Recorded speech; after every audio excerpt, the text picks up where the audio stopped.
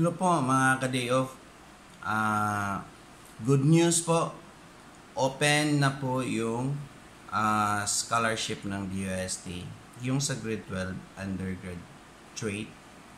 Puntahan natin ngayon yung website ng DOST scholarship para makita ninyo kung requirements, paano din mag-apply. Tsaka basahin nyo po lahat doon. Tignan natin ngayon para malaman nyo kung anong website nyo. Nagpalit na po ako ng pangalan sa YouTube channel ko. Yun nga, yung pangalan ko sa channel ngayon, Working Day of TV. Kasi po, naghahanap po ako yung makokonek ko po sa yung araw-araw o weekly ko po na vlog para po parang naghahanap, parang hindi kasi siya nagko-connect doon sa yung dati ko pong pangalan sa YouTube channel ko. Kaya ito po, Working Day of TV po. Syempre, kasi yung scholarship kasi ng DST, dalawang scholarship lang yun sa isang taon. Tsaka dalawang upload lang sa isang taon, kaya nag-iba po ako ng pangalan para mako-connect po doon sa gusto ko pong gawin doon sa bago kong YouTube channel. Pero yung pagbablog ng scholarship, nandyan pa rin yung mga information sa sa scholarship. Ganito pa rin yung magbablog pa rin ako dito po sa bago kong YouTube channel po. Okay. Tsaka dun sa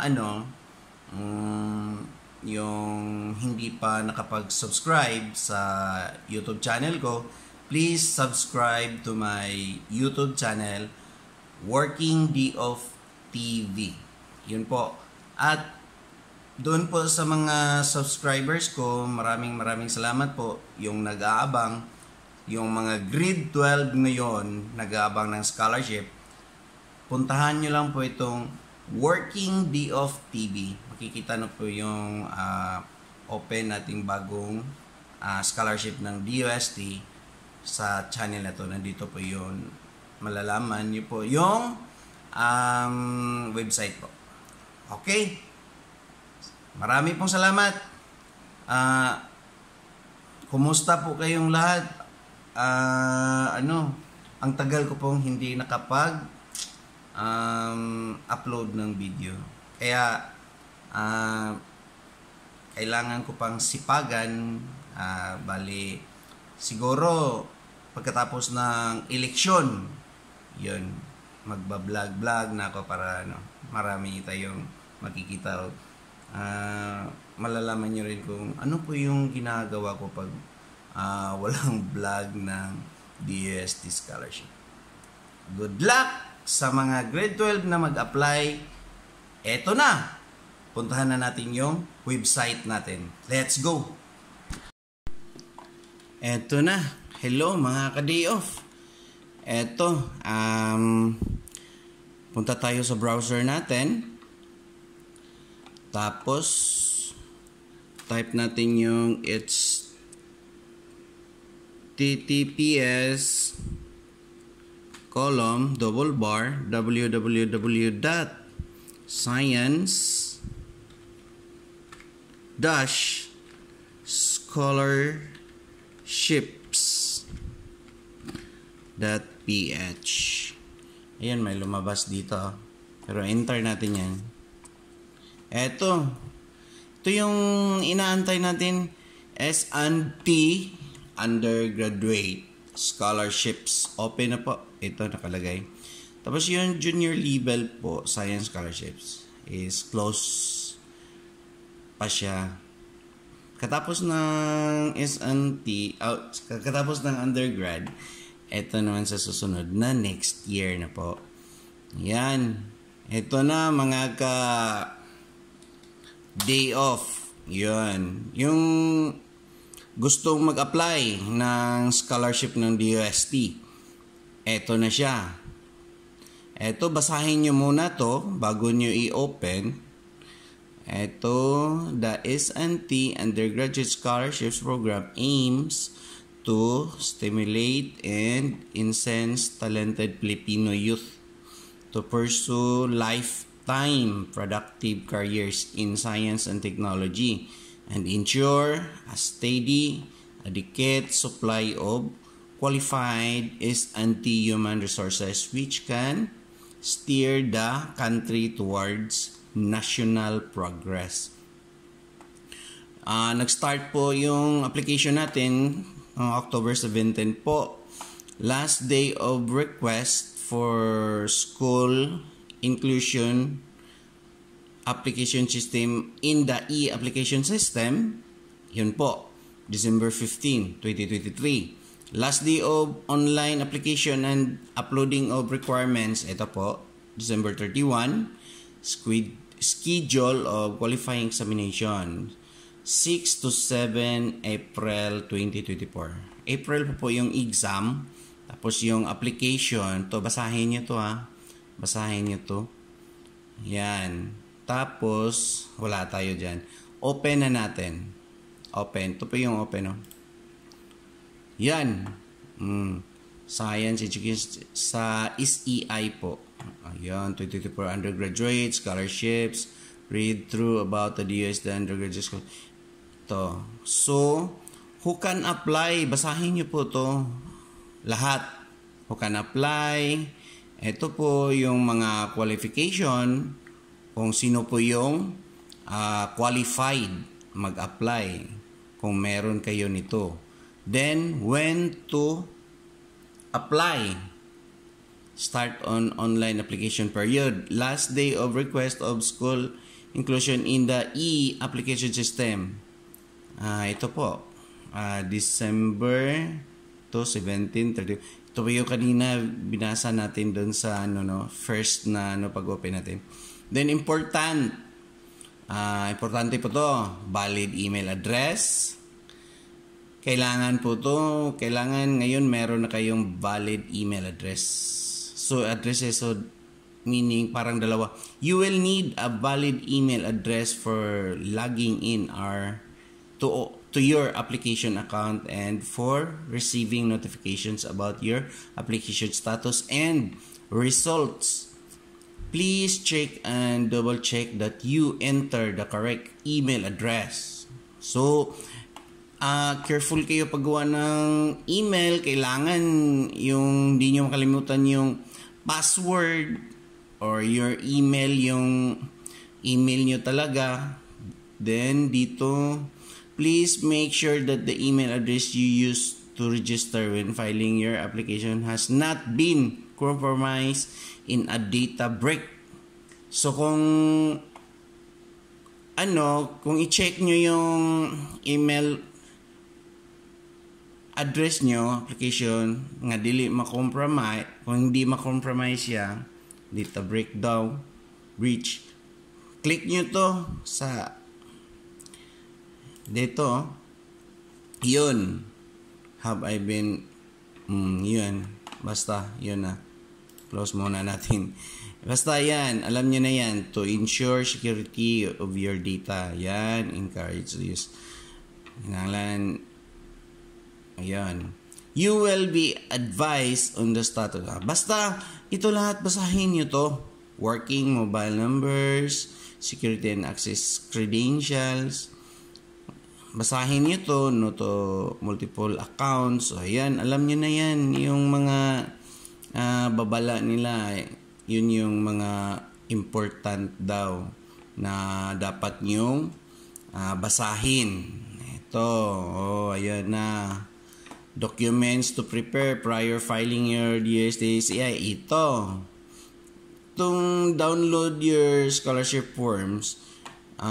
Pag meron ka na lahat nitong who can apply, nabasa mo na yan, when to apply, important, nabasa mo na yan, stable internet connection, beware of the other website, nabasa mo na yan, pwede mo itong i-download to, download scholarship form, C2Z, C2J.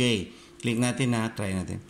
Ito yung mga form na dapat nyo download. Ito, pang-download nyo lang to.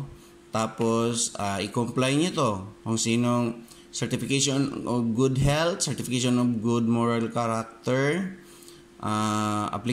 form E1, applicant who is grade 12 graduated student in the STEAM strand. Form E2, basta basahin nyo lang to yung mga form na to, tapos i-comply nyo yan lahat.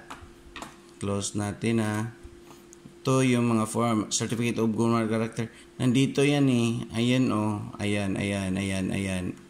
Ito, nandito yan. Tapos may print each form is a size. Meron pong required dito A4 bond paper. Ayan. Then indicate in the make sure that that each form is signed. Basahin niyo to, yung mga instruction dito. Lahat po basahin niyo para wala na po kayong tanong ng tanong. Recent picture, passport size, 4.5 cm by 3.5 cm or 1.8 inches by 1.4 inches. Ito po yung meron pa dito mga dapat yung basahin na important na mga instruction dito. Birth certificate, parents or legal guardian, yan. Yan yung mga dapat nyo. Sample ITR, close worker, sample picture. Yan. What information should you know before filing your application? Ito. Yan. Comply nyo yan lahat. Kung wala naman trabaho yung mga magulang nyo, pwede naman kayong magpahingi na lang. May form tayo na pwede kayong kumuha ng certificate doon sa indigent doon po sa barangay ninyo. Kung wala pong mga trabaho yung mga parents ninyo po. Halimbawa, yung nangingisda lang, tsaka yung nanay nagtitinda o ganun. Kuha kayo doon sa yung barangay na po mag-certify niyan. Okay? Steps in filing out the undergrad e-application. So, basahin nyo to. Apply for scholarship register. Dito. Then, may mga steps silang binigay dito. Ayan, basahin nyo lang. Step 1, may step 1, step 2, step 3, step 4, step 5. Meron pa ditong you can no longer make any change in the information you provided in your application once submitted. So, careful. Kay hindi na kayo makapag change daw. Once you click the submit button or press the submit button. So, careful. Kailangan reviewin nyo lahat yan. Review nyo. Issuance of test permit. Basahin nyo lang to. Pagkatapos nyo mag-apply, ito na po yung mga announcement, yung issuance of test permit, effectivity of scholarship award. Basahin nyo lang to. Lahat. Basahin. Huwag nyo lampas-lampasan yan. Basahin nyo to lahat dito sa yung mga nila. Mga instruction po. Okay? Naintindihan nyo? Ito na po yung inaantay natin na yung gusto pong maging scholar ng DST po. Yon. Apply na po kayo at syempre huwag nyo kalimutan mag-subscribe dito po sa channel ko mga ka-day off. Okay? So kung kung meron po kayong mga tanong-tanong dito na dapat nating yung parang hindi nyo naintindihan, comment nyo na lang po down below po sa sa video ko, sa channel ko. Comment nyo lang po, sasagutin natin yan. Okay? Okay? So, read truly about the DOST sa undergrad scholarship. Try natin i-click to. Yan. Tapos, undergrad tayo dito, di ba? Click natin undergrad. Ito yung pinakita ko no, yung undergraduate scholarship in Filipino yun. Ito, yan. Type of scholarship, merit, type. Itong, priority is anti-programs and study placement. Ito po yung mga course na, na priority ng Science Technology Program po ng DOST. Ito po yun. Ito po yung Bachelor in Mathematics Education. Tignan nyo lahat to kung nandito ba yung gusto nyo mga course. Tapos pag nandito, apply na kayo. Okay? Basahin nyo lang. Study Placement, University of the Philippines. Basahin nyo lang to. Hanapin nyo po yung mga kursong gusto nyo kunin sa college. Nandito po lahat. Okay? Yun. Tsaka, dito sa scholarship privileges. Yun. Learning materials. Ito, 10,000. Monthly living allowance, 7,000. Clothing allowance, 1,000. Transportation allowance, 1 academic class take a fare for those studying outside of home province. Yun po. Tsaka group accidental with premium. Thesis allowance, 10,000. Graduation allowance, 1,000. Yan. Tuition fee, 10,000. Learning materials, 2,000. Monthly living allowance, 7,000. Sa po yan? Mid-year term. Allowance if required in the curriculum po. Ito. Pero ito pong monthly living allowance po.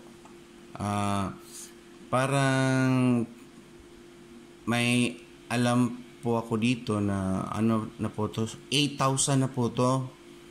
8,000 na po. Ayan. Basta, pag pumasa kayo, malalaman nyo na yan. Kasi may orientation din kayo sa DOST.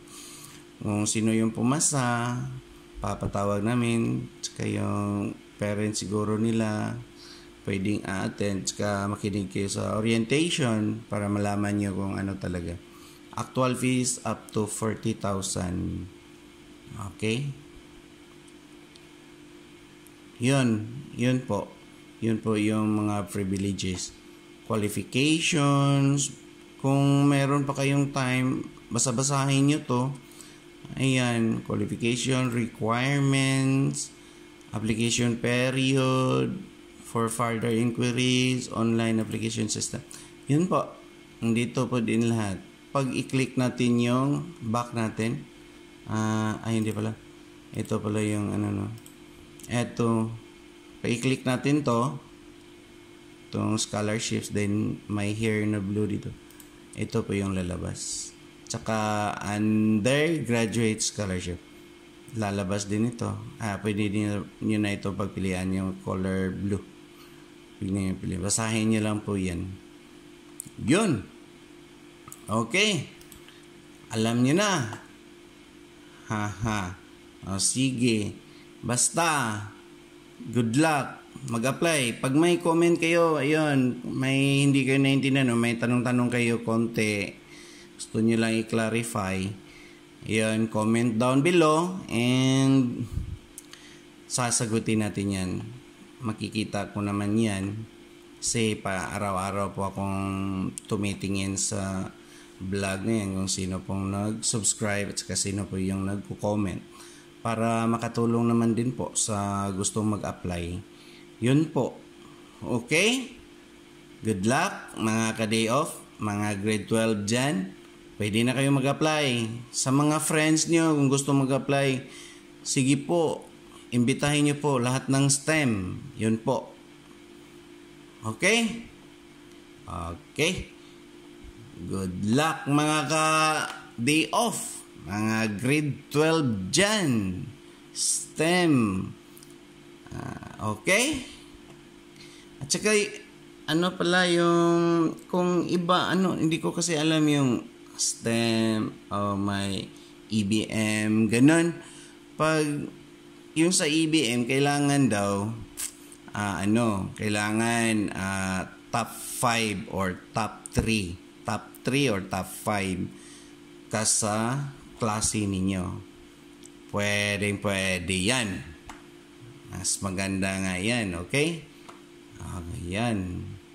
Tsaka, ipaalam ko din na yun pong, ay wala na pala. Okay na pala. Sige po. Okay.